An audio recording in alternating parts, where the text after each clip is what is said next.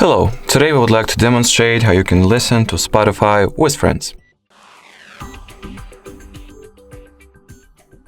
So basically, start listening to something, some song, playlist or whatever. Expand the currently playing page.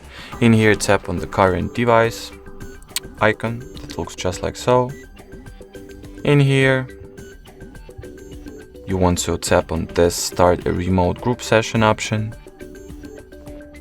And basically, that will be pretty much it. That will effectively mean that you have successfully started the group session on Spotify.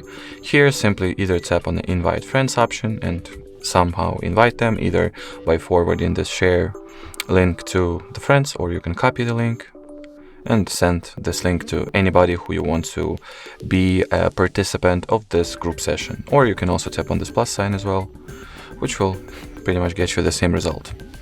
Alrighty, so that would be it for this video. Thank you so much for watching, and bye bye.